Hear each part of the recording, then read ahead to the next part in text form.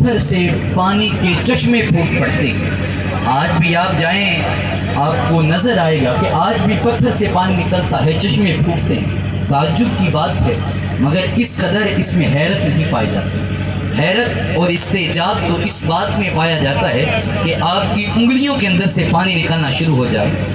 حضرت جابر بن عبداللہ آپ کہتے ہیں حدیبیہ کا موقع تھا تو حضور علیہ الصلوۃ والسلام کے صحابہ کو پانی کی ضرورت، پانی ختم ہو گیا۔ ایک کٹورے میں تھوڑا سا پانی بچتا ہے تو صحابہ حضور کی بارگاہ میں اس کو پیش کر دیتے ہیں۔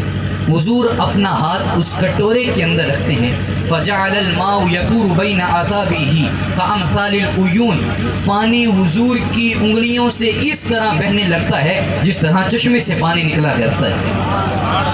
حضرت موسیٰ علیہ السلام کو رب تعالیٰ نے ایک اور معجزہ دیا، وہ یہ کہ آپ اپنے عصا کو پھینکتے وہ اژدہا بن جاتا، اتنا بڑا اژدہا کہ وہ بہت بڑی عمارت کو بھی اپنے اندر سنبھالے۔ جب فرعون کے جادوگروں نے حضرت موسیٰ علیہ السلام کے مقابلہ کے اندر رسیاں پھینکی تو یہاں سے حضرت موسیٰ علیہ السلام نے عصا پھینکا جو اژدہا بن گیا اور ان کی رسیوں کو کھا گیا۔ یہ حضرت موسیٰ علیہ السلام کا معجزہ ہے۔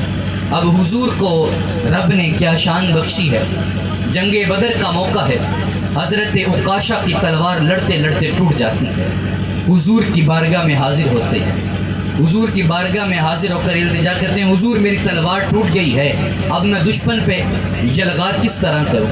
حضور ایک چھڑی پکڑتے ہیں اور حضرت عکاشہ کو دیتے ہیں اور فرماتے ہیں قاتل بہذا یا عکاشہ، اے عکاشہ اس کے ساتھ جا کر جنگ کرو۔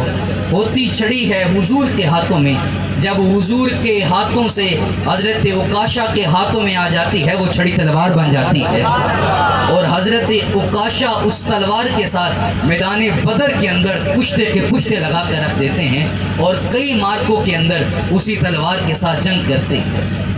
اب حضرت یوسف علیہ السلام کو حسن کی وہ تابانیاں بخشی گئی کہ کائنات میں کسی کو ایسا حسن نہ دیا گیا۔ حضرت یاد رکھیے ایک اور بات کہ حسن اس کے اندر ایسا زور پایا جاتا ہے، اس کا جال اس قدر کڑا ہوتا ہے کہ یہ انسان کو اپنا نخچیر بڑی آسانی سے بنا لیتا ہے۔ اس کے جال کے اندر انسان خود ہی پھنسا چلا جاتا ہے۔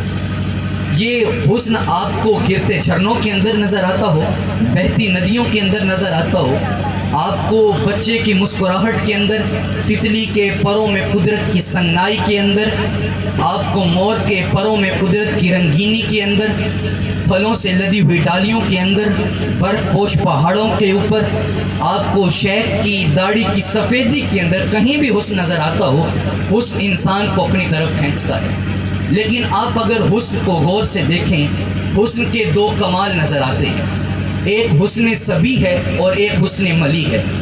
حسن صبی یہ ہوتا ہے کہ جس میں آفتاب کی طرح روشنی پائی جاتی ہو، کہ جس میں تابانی خورشید کی طرح پائی جاتی ہو، جس میں رعنائی ماہتاب کی طرح نہیں آفتاب کی طرح پائی جاتی ہو۔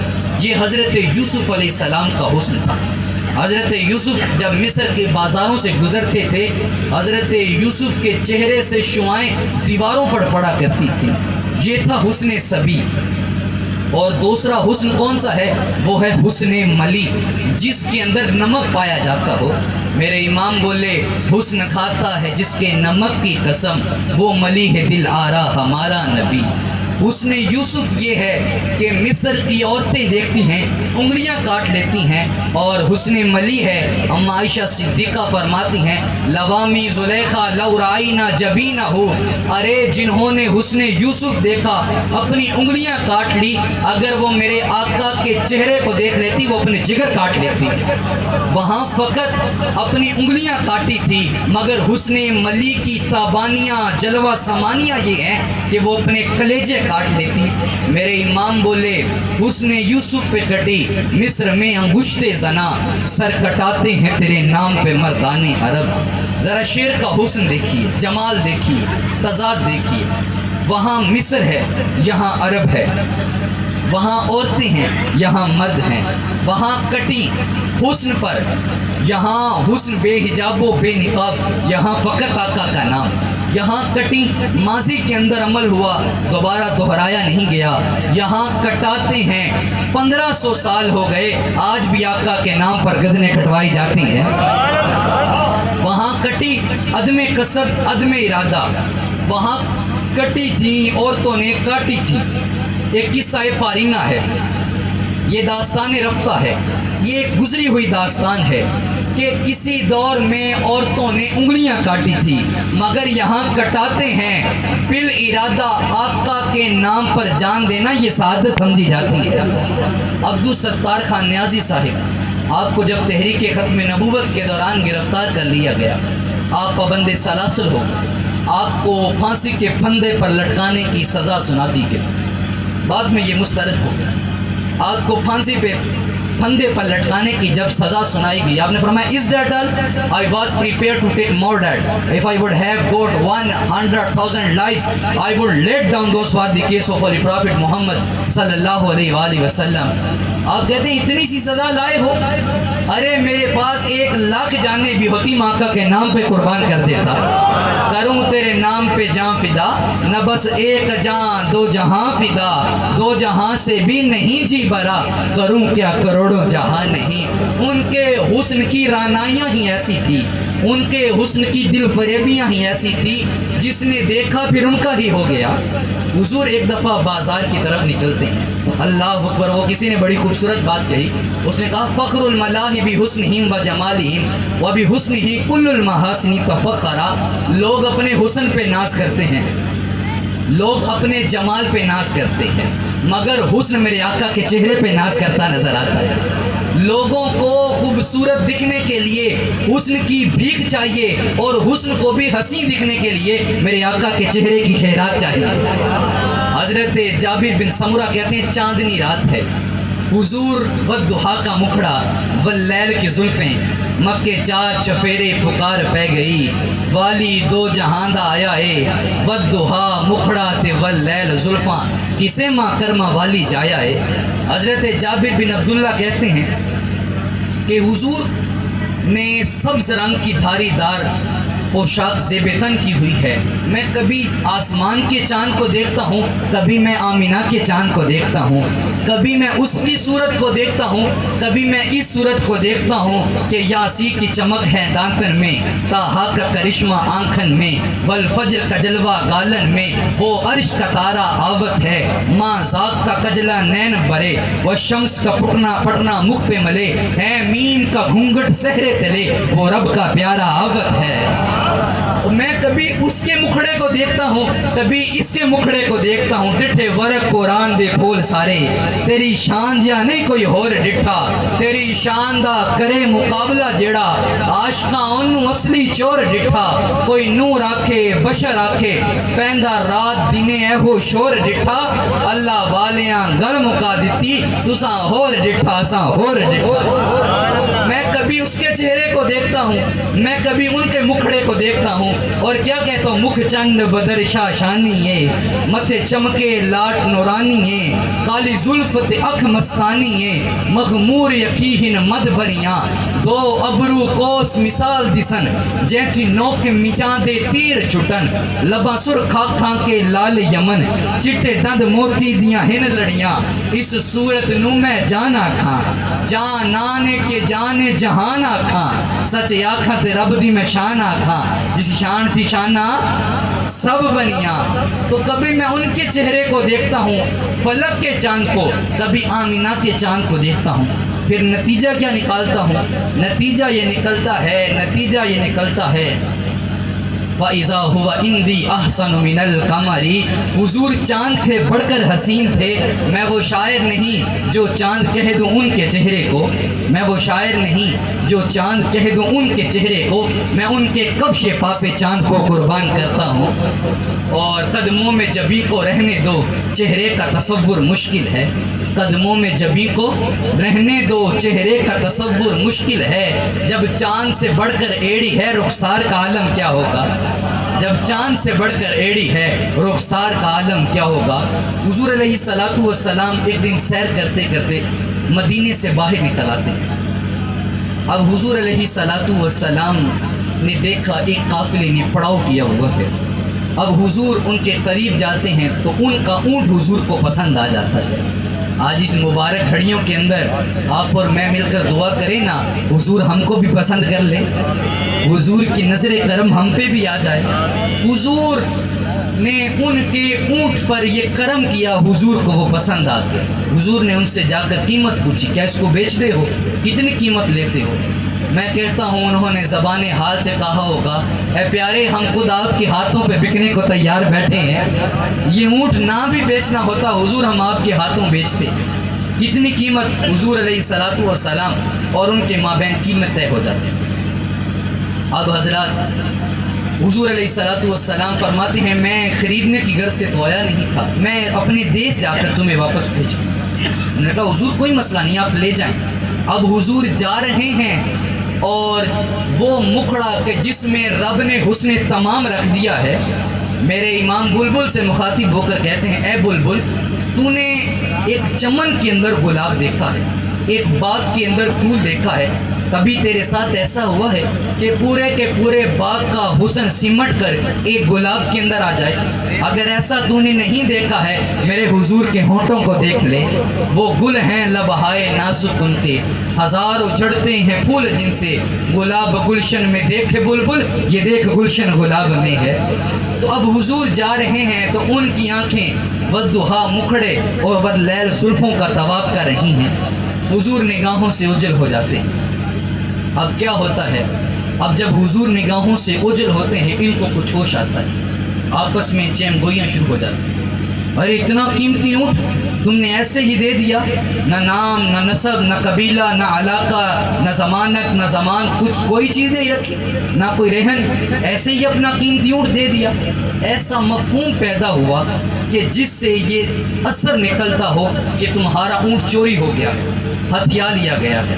اب اتنی دیر سے صبر کر رہی اس قافلے کے سردار کی بیوی قافلے کے سردار کا خیمہ کھول دیتی ہے اور پکار کر کہتی خبردار اس پیارے کے بارے کوئی جملہ بولا، انا ضامنۃ لثمن جملکم، ارے خبردار کوئی جملہ بولا اگر وہ پیارا پیسے نہیں بیچتا پیسے میں ادا کر دوں گی۔ تو انہوں نے کہا اچھا آپ جانتی ہیں انہیں؟ کہا میں بھی نہیں جانتی۔ تو کہا ضمانت کیوں دی؟ کہا میں نے ان کے 14ویں رات کی طرح چمکتے ہوئے چہرے کو دیکھا ہے، جس طرح 14ویں رات میں چاند چمکتا ہے اس طرح ان کا چہرہ چمکتا تھا، اتنا خوبصورت چہرے والا جھوٹ بول ہی نہیں سکتا۔ حضور کے چہرے سے شعائیں پھوٹا کرتی تھی۔ اما عائشہ صدیقہ فرماتی ہیں، میری گفتگو کا اختتام ہے، میری طرف صرف آپ نے توجہ رکھنی ہے۔ حضرت اما عائشہ صدیقہ آپ فرماتی ہیں میں گھر میں بیٹھی کچھ سی رہی تھی کہ سیتے سیتے میرے ہاتھ سے سوئی گر جاتی، میں بڑا تلاش کرتی ہوں مگر مجھے سوئی ملتی نہیں۔ پھر اتنے میں فداخل رسول اللہ صلی اللہ علیہ وآلہ وسلم، حضور داخل ہو جاتے ہیں۔ فتبینت العبرۃ لشعاع نور وجہہ، حضور کے چہرے کی شعاؤں سے مجھے میری گمشدہ سوئی مل جاتی ہے۔ سوزنے گمشدہ ملتی ہے تبسم سے تیرے، شام کو صبح بناتا ہے اجالا تیرا۔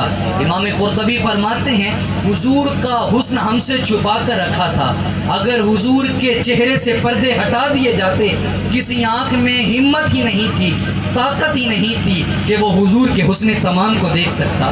ابھی بشریت کے پردے تھے تو حضرت حسان بن ثابت کہتے ہیں میں اپنے ہاتھ کو حجاب بنا کر ہاتھ کے پردے کی اوڑ سے حضور کو دیکھا کرتا تھا کہ اگر میں ہاتھ کو حجاب نہ بناؤں کہیں حضور کے چہرے سے پھوٹنے والی شعاؤں سے میری آنکھیں ہی نہ جاتی رہتی۔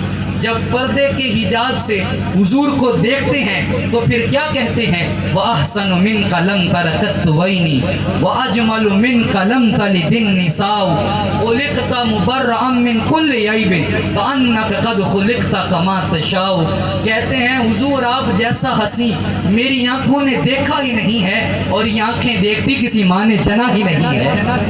ہر کسی نے حضور کا جب حسن بیان کیا اپنی اپنی بساط کے مطابق کیا۔ کسی نے کہا کہ ان الشمس تجری فی وجہہ اس طرح لگتا تھا سورج میرے آقا کے چہرے کے اندر محو خرام ہے۔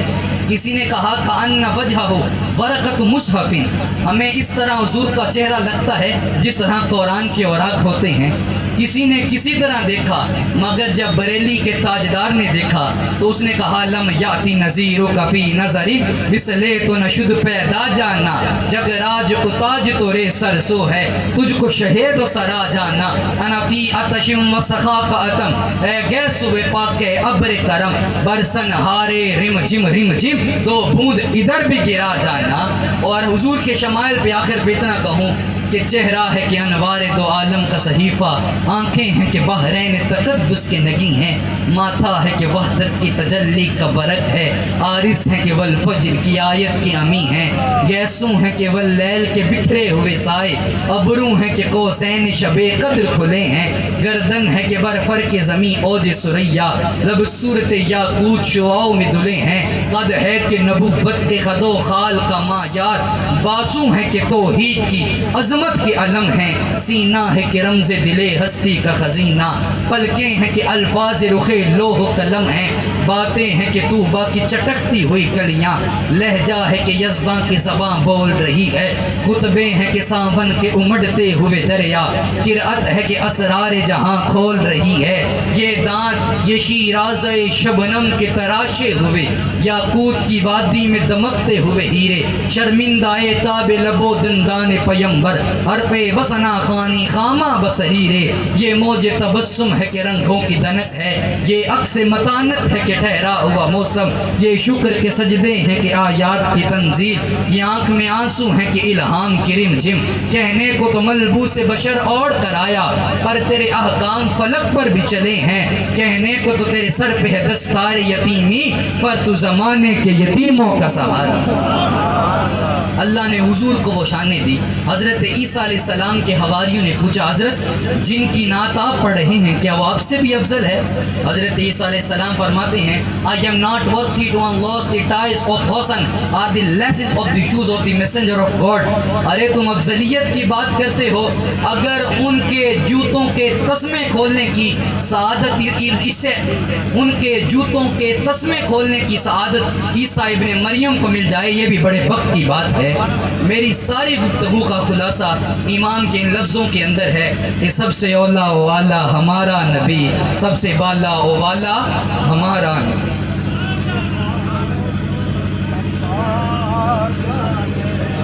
لاکھوں سلام شمائے بز میں ہدایت میں، لاکھوں سلام شمائے بز میں ہدایت میں، لاکھوں سلام سیوں تھام لو دامن مصطفیٰ، سیوں تھام لو دامن مصطفیٰ، پھر